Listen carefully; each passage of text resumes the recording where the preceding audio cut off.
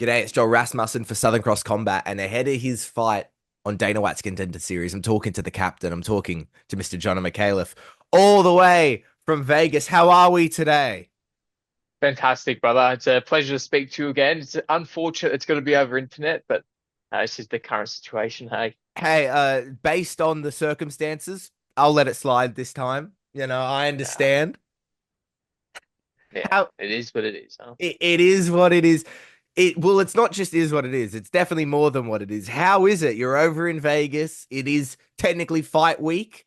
How is it? It's incredible, man. There's been so many things that I've seen and got to experience that I've dreamt of, in terms of traveling over to another country to fight.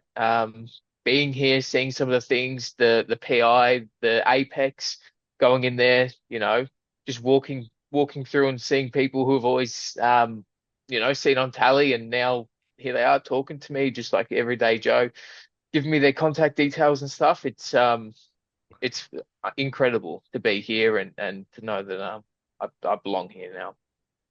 I know, as you said just there, and I totally agree with you, you do belong there, but is there that weird feeling of, as you said, like, oh my God, I know you from TV? Initially there was, but it didn't take long for it just to settle in because it's like this is stuff that I've dreamed of, I've been here in my mind so many times. So it's like it's almost as if I've been here before. Are you a man who does that kind of visualization stuff around fights and around fighting? 100% I do. Yeah, especially when I know that I'm booked in, I've got an opponent coming in. Um I I visualize it all. The fight going wrong, fight going bad, traveling to the venue, um, all of it. And I think it helps tremendously. If there's any fighters, I think many fighters do it and can feel the benefits from it. We talked about just off air a little bit. We were talking about how kind of last 2 days have been. You've been familiarizing yourself with the UFC stuff, the Apex and the PI. Uh, how is it to be there, as you kind of mentioned, like things that you've seen on TV before, and now to stand in them? How does it compare to the visualizations as well?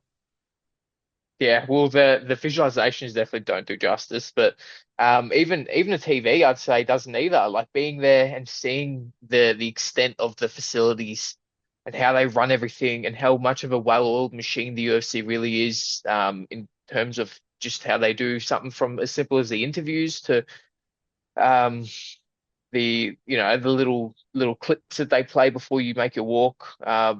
It's incredible, and it's a massive step up and just shows this is the big show. You're with the big boys now. Was so much, and it's something we've spoken about before, is this concept of your career and how it's been moving forward, and how people like to use the word experience. But is this how you drew it up? Did you think you would be here this at this point in your career? No, I didn't, man. Not at this point in my career. I knew I was going to get here. It was always going to happen. If whether that meant I had to have a couple more fights, but I think that where I'm at now, like I've taken pretty much all the tough fights I could have taken in the regional scene.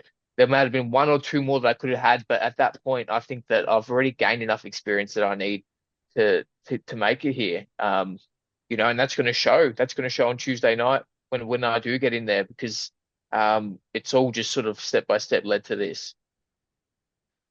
Talking about getting in there, you were fighting Mohammad Ado. He's, I believe, a Canadian gentleman. I'm going to assume not, but you'd never know.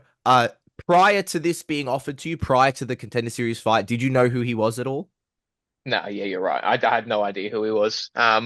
There's so many guys in the European and down this side that sort of go under your radar because you're not focusing on them. You're focusing on the guy in the regional scenes, everyone who's currently fighting, who's, just a stone throw away from you. This was, vastly outside of my area.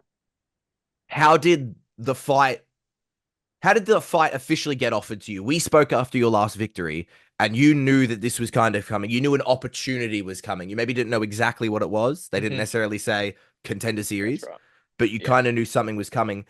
How did this officially get offered to you? Where were you? Well, yeah, it's a funny story that. Well, it was very cryptic from the start, as you know. they said, let us know how Jono is and all that. And then I just went by my, you know, just want to fight, eat a little bit, do this, do that. On Monday, I think I had the day off, but Tuesday I got back to work. So I was actually working. And I got a call from my head coach, Sam. And we're just chatting. He's, how you going, bro? And I was like, yeah, all right. I'm just fucking working, just another day. And then he goes, oh, well, it's good that you don't have to be doing that anymore. And I was like, oh, what do you mean? And then he's like, you're going to Vegas, bro. Like you've got the shot at Contender Series. And I think that he was taken back because I just sort of didn't really say anything and just taking it all in. And then in the background, you hear someone screaming, Jono, grab those bars, bring him over here. And it's just like, fucking, oh yeah, and I just, sat down, took a moment, and it was like, oh, it's happening. We're doing this. So, but it was for me a lot in the moment to take in because we spoke about the dates and stuff on the phone, and he, dialed it in. You're fighting this guy at this time, and that was the same week as my baby boy is due or was supposed to come in. So there's obviously what I said to you before after my fight, it was actually that I said there's not much that I will put in front of fighting, but if it's for delivery of my baby boy, that's one of them rare things that will be, especially for my first kid. Um, yeah, so that there was that, and that became the dilemma of fuck, do I take this challenge that's gonna completely change my life and my son's life and my family potentially, or do I say no to it and be there for the birth of my child? No, and you had to wait. I had to wait up, but luckily we were able to get induced, and we did. And he's now here. He's been here for 2 weeks, and here I am in Vegas. And yeah, so this is the current scenario. It's fantastic. I wanted to talk about your beautiful baby boy. How is it now to be a father? We talked about it before he had arrived. You talked about what it was like, but now he's here. He's officially in the world. How is Yes, it to sir. be a father? You can get told, and people can start telling you, it's nothing like being a dad, and all the things that you typically hear, but experiencing it for yourself, really, there's nothing, there isn't anything like it, just being, baby come out and know that this is now yours for the rest of your life. You've got to do everything you can in your power to make sure he has the best life possible. It's motivating, it's scary, it's all these things all in one. But yeah, it's incredible. If I was to put it into one word, it really is. But Uh, yeah, I know it's only been 2 weeks, but being a father can change a man. Has the dad strength kicked in yet? not yet. It's still loading. It's still loading, but it will be coming very soon. Yeah, I can guarantee that. Who knows? Maybe I'm just doubting myself. I think maybe you might see a little bit of that on Tuesday, but I'll leave that up to you guys to decide. Busted out a big German suplex in the fight just because you can now. Just because I can throw them outside the cage. I don't think anyone's ever done that before, so see how that goes. That'll definitely be unique. If we could go back a little bit to when you got the call and being on the job site, uh, you kind of touched on it there when your coach called you and let you know, and you take that moment to take it in. What what was that moment like, knowing that this may be the very last time you're on a job site like this?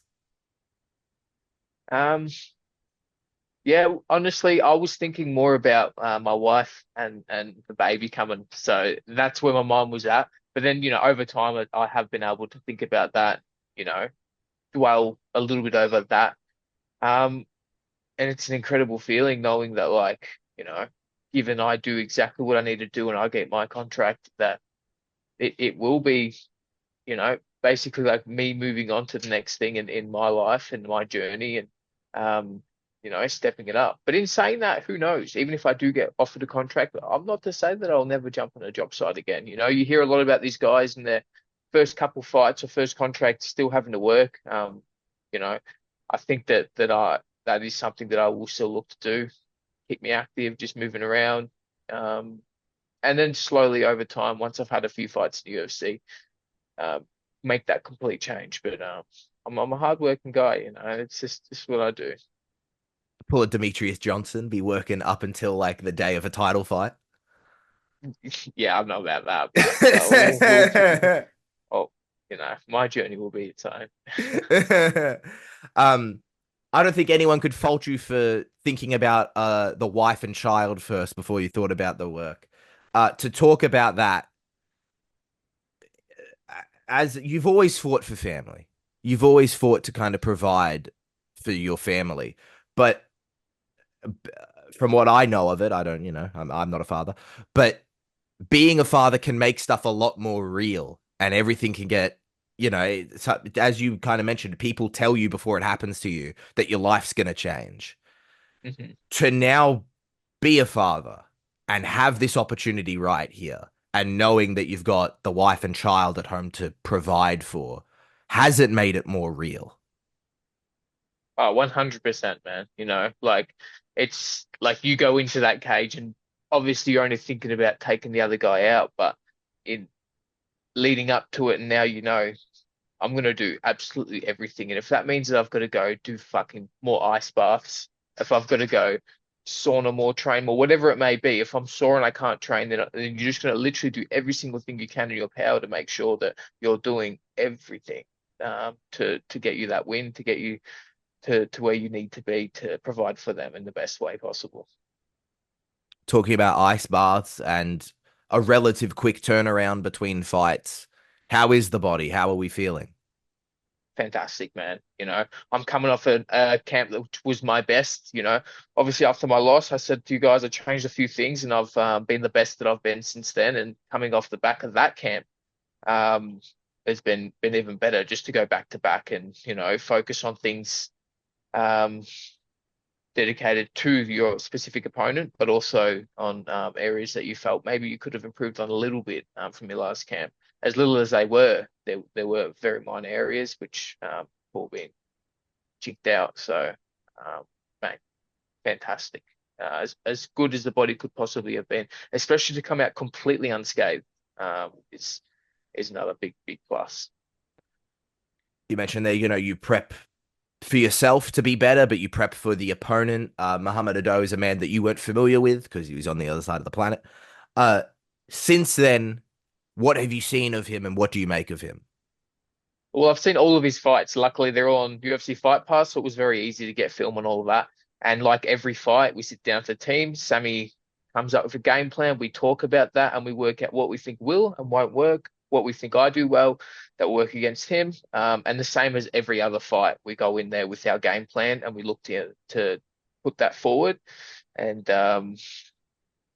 see if the best man wins. But yeah, he's a I think he'd be a very similar version of myself. He's a well-rounded fighter. He can strike, he can grapple. Um, you know, he seems to be pretty strong, gets out of certain positions, but he's really not on my level, and I think he's going to feel it on Tuesday that he's fought some good guys. He's 5-0, but he's never fought anyone like myself. Uh, being on Contender Series, as we saw last week, obviously you're preparing on yourself. I'm not sure if you saw last week, but fellow Aussie Sean Gauchi came away with a victory, but didn't come away with a contract. A win isn't always enough. How do you approach a fight like this?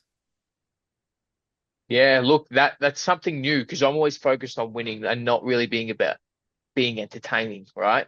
But I think that if you look at any one of my fights, even through my amateurs, I'm always putting my heart and soul on the line and going for broke. So, like, yes, you want to be super exciting, but you also want to win, and there's a line you got to walk there. But I think if I just be myself and do what I do, um, it's gonna go my way, And I don't think there's any point of putting any extra pressure on yourself, but because I always go for the finish, and I'm always going for the kill.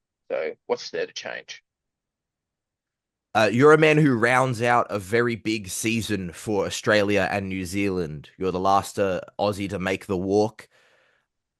What do you make of what the UFC is kind of doing for our region right now? Yeah, it's crazy, man. Like they're really putting a massive spotlight on us, especially outside the UFC. You got Joey, who made his little splash there on Bellator. There's talks about the UFC API coming to Australia too, so that will just enhance that by so much by bringing a lot more fighters from the outside coming in.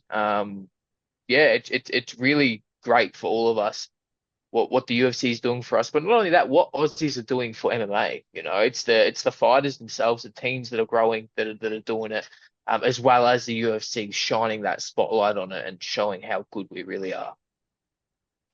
I ask you this every time I talk to you before a fight, but it's because I think it becomes maybe truer and truer every fight you have. The nickname I introduced you with at the top of this show, the captain, one that we've talked about, kind of that role. You posted a final photo before you flew off to Vegas at, I believe you were at AET. It's all the guys who have helped you with this camp. How is it to be that kind of, you are the first guy from your gym who is making this jump and you've got all those young guys with you? How is that? It's incredible, man, just because of how much I inspire these guys coming up, like you go, you do your work, but then sometimes when you just chat to them and they're just so emphatic, and they've just got so much energy, from what you're doing, and obviously this is a big step for me. It's the first time I've ever done this, but for them to see it and for this to give them inspiration that yes, it is possible, and there have been people before me who have done this for me. Jimmy Crew is probably a big one. I've spoken to him about it. That seeing him go from Dana White's Contender series to fighting ranked opponents was like really inspirational because I put myself in his shoes, and now I'm doing that for other people, and it gives me it really motivates me, even more than I already am motivated. This is all these little things and these little ripples that you make um in the scene, like that's a lot bigger than what you think, and it affects a lot more people. But it's a it's a really it's really inspiring. It's a really good spot to be in, especially when they tell you that you hear it firsthand from these up and comers. Just before the news broke about you being on Contender, I assume it was Sam, someone from the Combat One Instagram, shared a post on their story, and it kind of listed, it dot pointed the journey Mhm. about how it's been for yourself and some of the ups and some of the downs. To be in this position, when you look back on the journey, what do you make of your time on the regional scene? Yeah, I think it's been like a short, sharp sprint. It hasn't been that long, but in that time, so much has happened. There's been a lot of gains, some small losses, but a lot more gains and losses. And it's incredible. But Joel, this is really just the start of my journey, mate. Really, like I'm not even halfway up the mountain yet. We're still climbing, and as good as it is to look back and see what we have done as a team, me and Sammy, it's also like don't get too focused on the rear view mirror, mate. Like keep your eyes on the windscreen, don't crash, and just keep fucking going. Jono Micallef, I thank you so much for the time. It is always a pleasure. What does the rest of your time until fight night kind of look like? We'll probably visit the PI again, have a couple hit outs with the team. Might go have a look at the strip. Justin, my manager's a bit of a naughty boy. Um, nah, but we'll just take it easy. As fight week always is, take it easy. Couple hit outs, have a sweat, make weight, and then we go and fight. And That's then about it. Nothing uh, crazy. after the fight, do you are you hanging out in Vegas a little bit? Are you racing home? Nah, unfortunately not. I would love to hang around, but I've got a baby boy back at home that I've got to be taken care of. Yeah, so we'll be heading pretty much day after the flight back home, fortunately. Yeah. And then not to look past this fight, but it's a relatively quick turnaround. It's always busy with you. As you said it yourself, your career is kind of a short, sharp, go, go, go. Mhm. The rest of your year, are you getting a chance to maybe chill out a little bit? Yeah, definitely. And that's been the plan. Even after the Matt Vale fight, that was supposed to be the pivot, and that's what made it so hard to, think about this shot because it was like, all right, let's pivot on my family life, let's focus on her, on my wife, and then let's go. Next year we'll hit it hard. But all we're doing now is we're having one more fight and then relax, and then we'll do exactly that. Come next year, we're gonna hit it hard and get back on that grind, and see where we can go. Jono, I thank you so much for the time. It's always a pleasure. Best of luck in the fight. You've got your country behind you. I thank you so much. Thank you so much, brother. I'll speak to you soon.